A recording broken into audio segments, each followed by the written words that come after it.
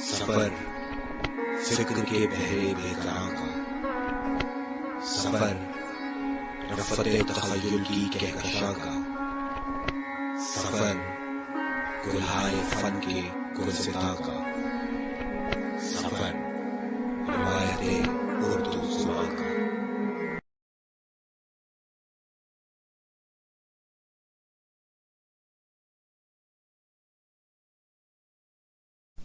बिस्मिल्लाहिर्रहमानिर्रहीम। अस्सलाम वालेकुम अज़ीज़ तलबा, मैं हूँ Zahid Hussain, superior group of colleges डेरा गाजी खान से शोबा उर्दू।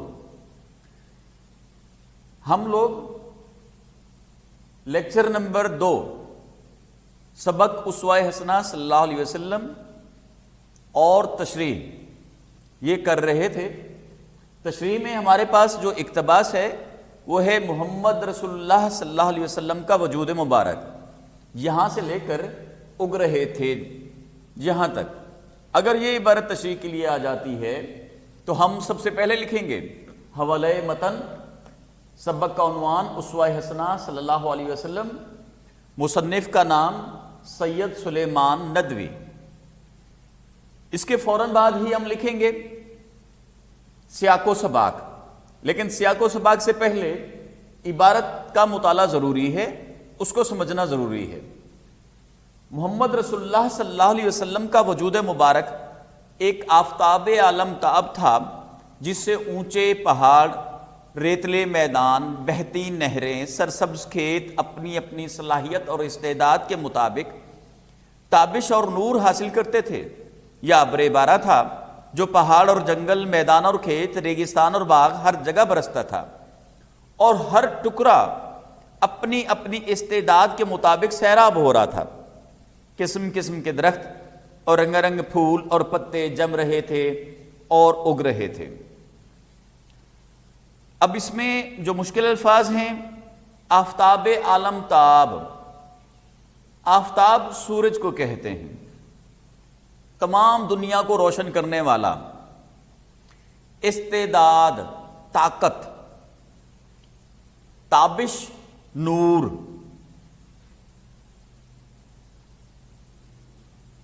अब्रे बारा बरसता हुआ बादल।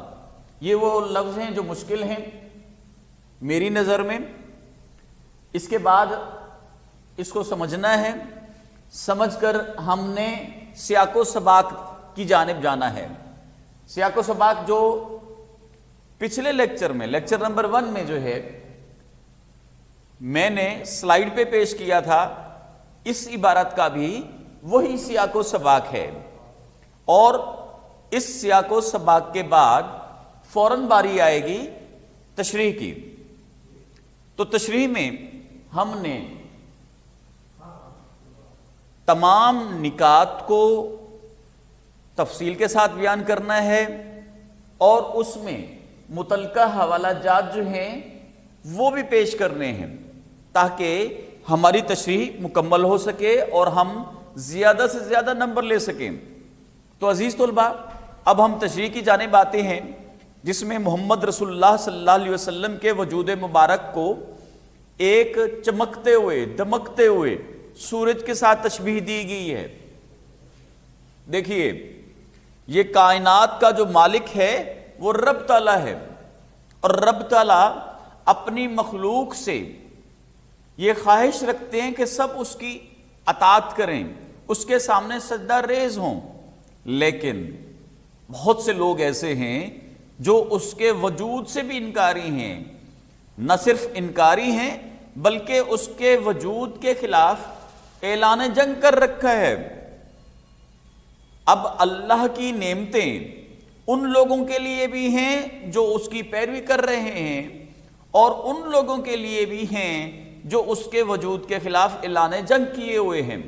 इसलिए जब सूरज निकलता है तो वो सिर्फ मुसलमानों के लिए नहीं निकलता, उसकी रोशनी और हरारत सिर्फ मुसलमानों के लिए नहीं है, दुनिया में बसने वाले तमाम लोगों के लिए, तमाम जानदारों के लिए, तमाम बेजान चीज़ों के लिए, यहाँ तक के जानवरों तक के लिए उसकी रोशनी जो है वो मौजूद है।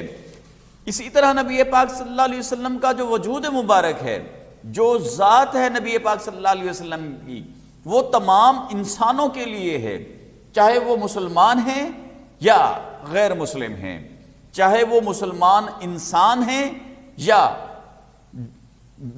جاندار جانور ہیں یا بے جان چیزیں ہیں۔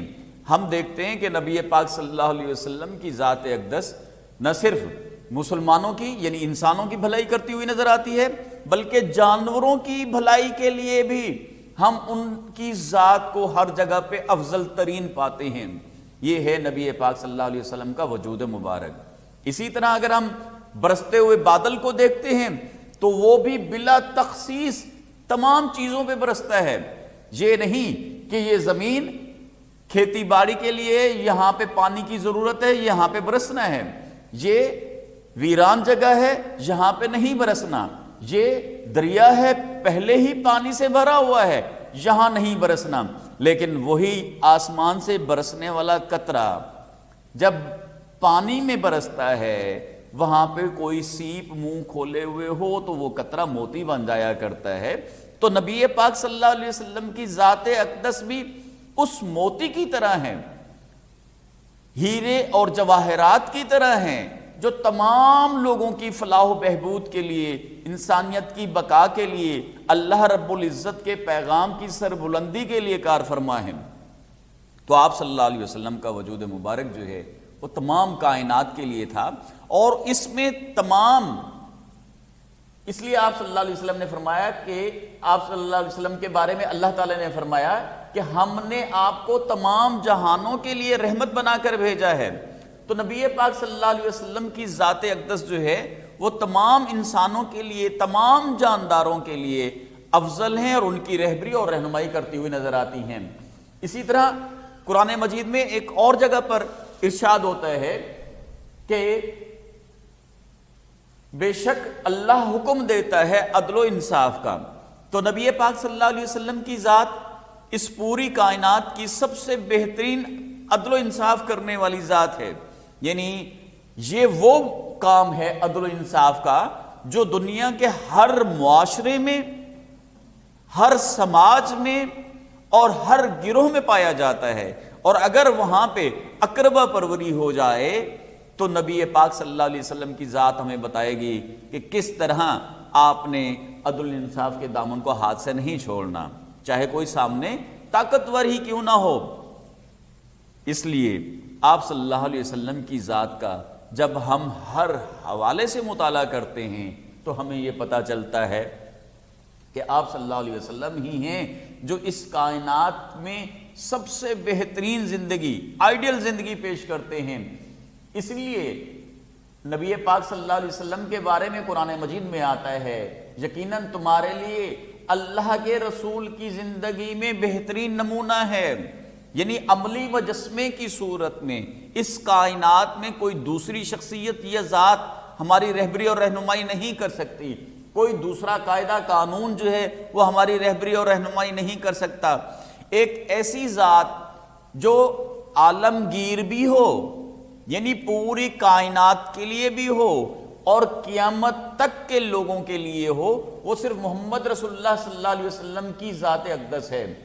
اسی لیے واصف علی واصف کا جو قول ہے، آپ صلی اللہ علیہ وسلم کا وجود مبارک جہاں باعث تخلیق کائنات ہے وہاں باعث قیام میں کائنات اور باعث نجات کائنات بھی ہے، یعنی صرف دنیا میں کامیابی ہمیں نہیں چاہیے، دنیا کے بعد جو آخرت کی زندگی ہے وہاں بھی کامیابی کی ہمیں ضرورت ہے۔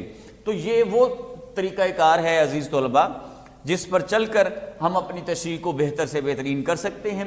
چند ایک حوالہ جات کا میں نے یہاں پہ استعمال کیا ہے، آپ چاہیں تو آپ کے پاس اگر وقت زیادہ ہے آپ زیادہ بھی استعمال کر سکتے ہیں، چونکہ آن لائن لیکچر کی جو میعاد ہے، مدت ہے، وہ صرف 20 منٹ ہے، تو اس 20 منٹ میں ہم جو کچھ کر سکتے تھے وہ آپ کے سامنے پیش کر دیا ہے۔